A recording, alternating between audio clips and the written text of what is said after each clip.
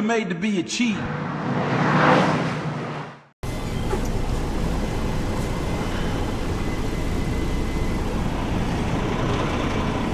think I'm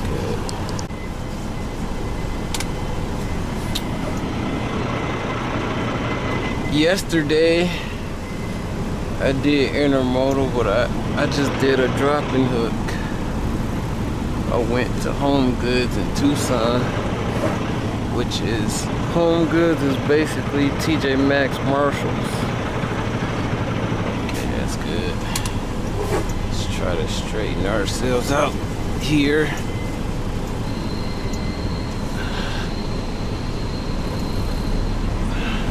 Let's see. Hopefully we can. Come on, buddy. Crank that wheel. Alright, we're good. Oh my lord. Let's see.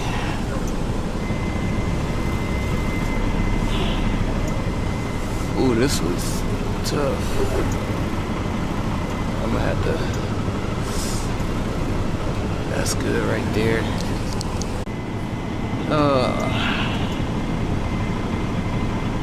Yesterday, like I was saying, I brought that empty because it wasn't billed to the rail yard. Just took it back to our Amazon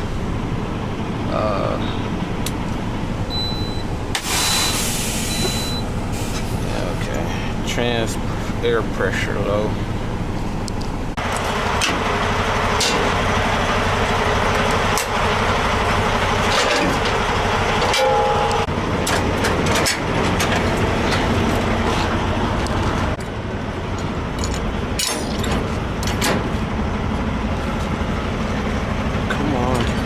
Must be this way. There we go. I want to show y'all how to lock the container to the chassis. It's this right here. These go in and out. It's one on this side, one on that side. See that? And you come down here. This lifts up. If you slide this way, that's unlocking. That's locking. And there's one on the other side. That's the difference between a dry van trailer and a container slash chassis.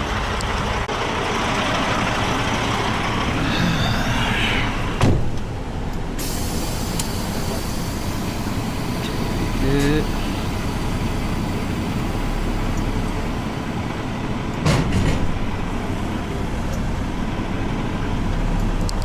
And you have to make sure you put bills in here, just in case they didn't put bills in the trailer, inside the trailer. So you just put it in this box, like so. That's going to Ocala, Florida. Yeah, like I said, it's highly secure here. There's cameras everywhere. There's valuable goods in all these trailers, a lot of them. So they do not play with trailers being taken out.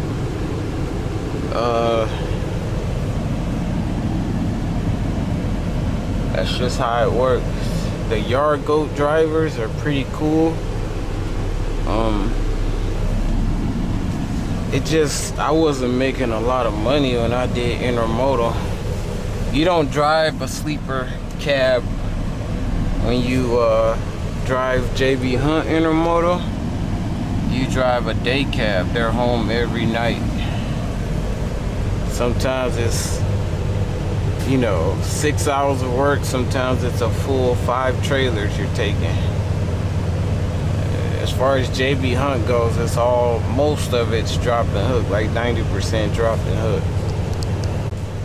This is like an X-ray system. I think they can see inside the trailer as well. There's cameras here too. You're not gonna get away with stealing from this place. Definitely not. You have to put in your driver's license to get out here.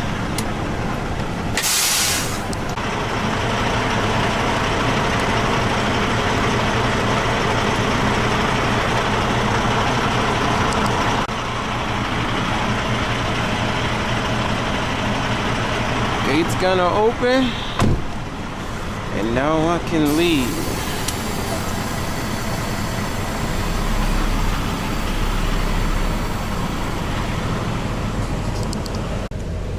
And what happens if you try to get out? All these gates are closed. If you're trying to take a trailer you ain't supposed to be taking, all that stuff will close up and you'll be locked in. I want to show y'all my old stomping grounds when I first started at JB Hunt. I actually have some videos, like my first like maybe 20 videos on the channel I did while I was at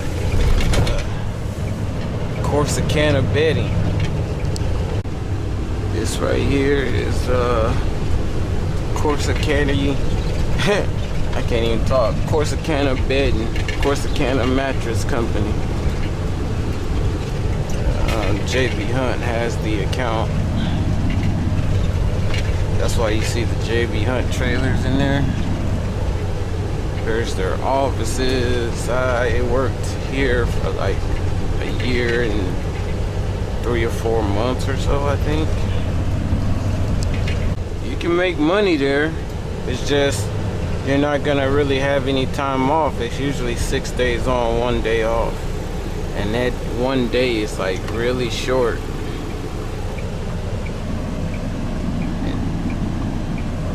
Kind of value my personal time. I want a little more. Come on, guy.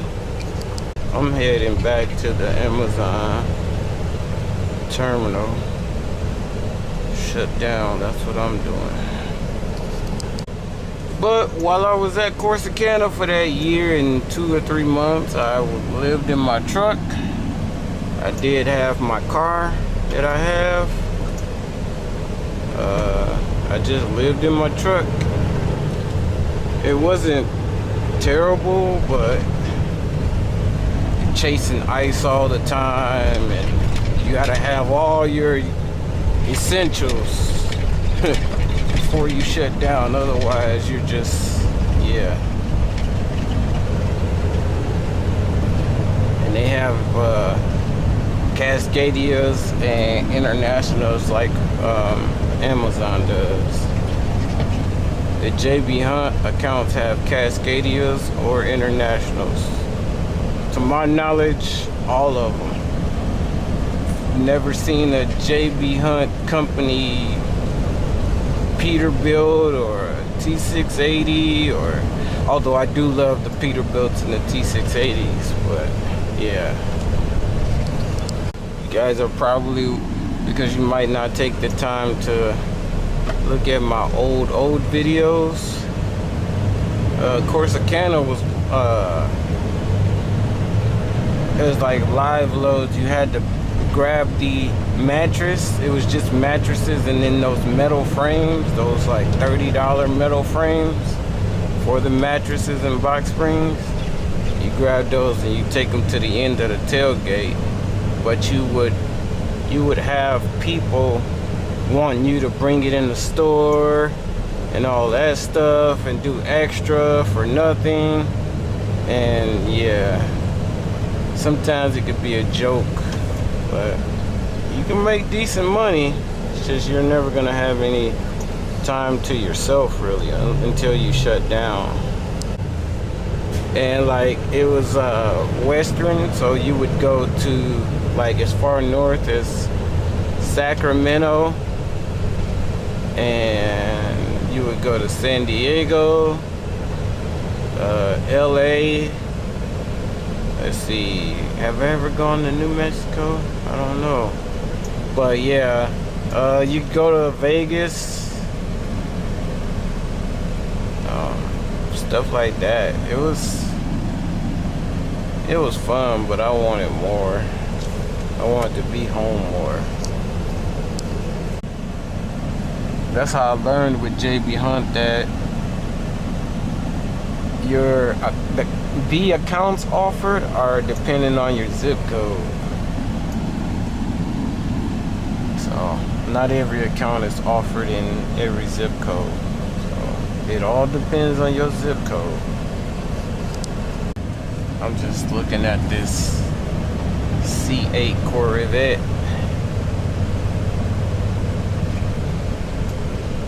Traffic's always backed up here. When I actually lived in this area, if I hadn't said it before, when I was driving the Corsicana account,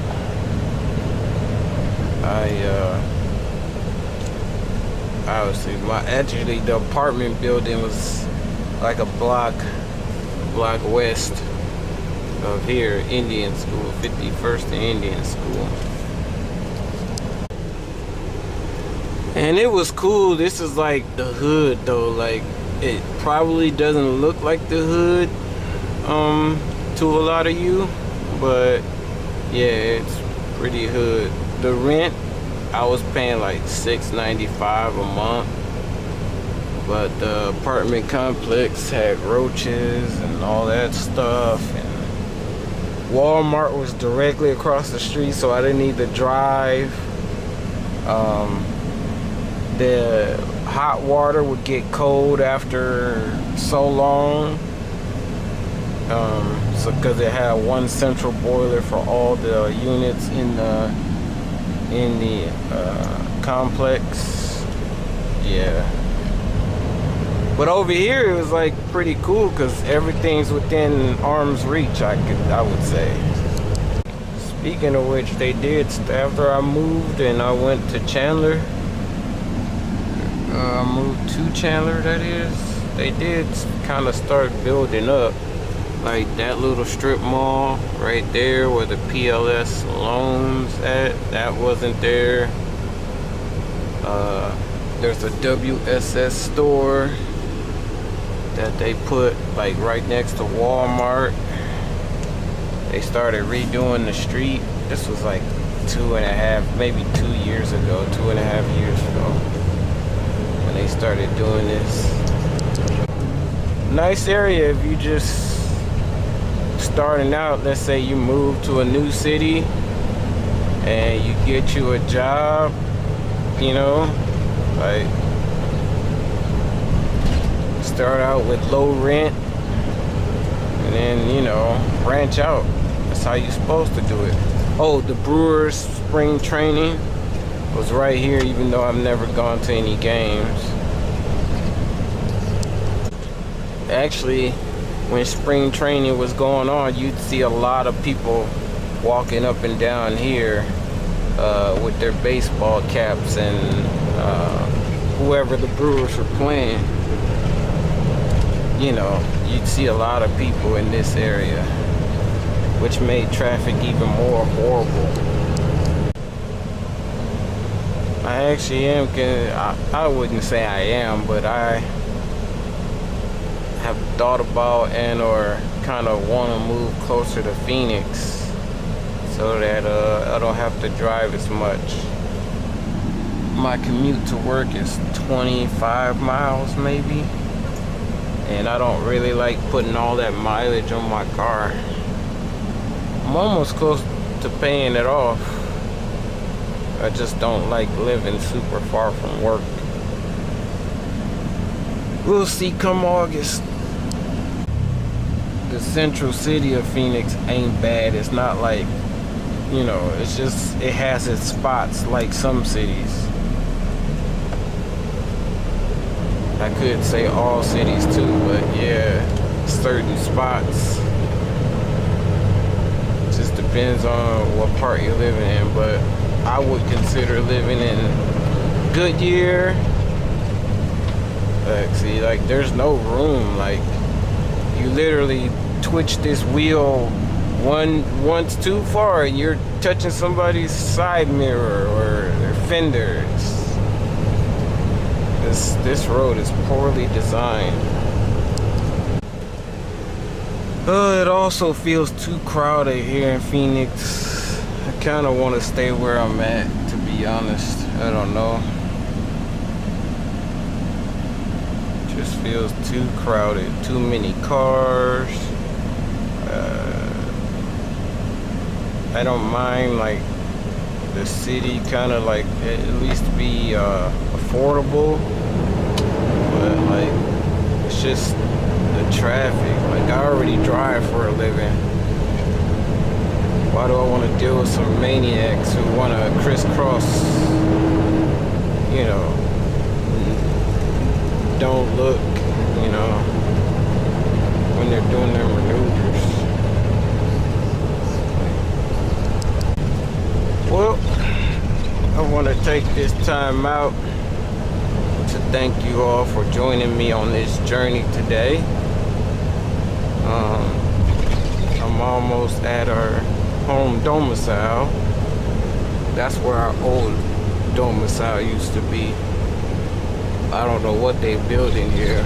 I thought it was probably another Amazon, but with that said, I hope to have some different videos for you all in the next coming days. So please look out for those. Please stay safe, happy, and healthy, and I'll see you all in the next one. Peace.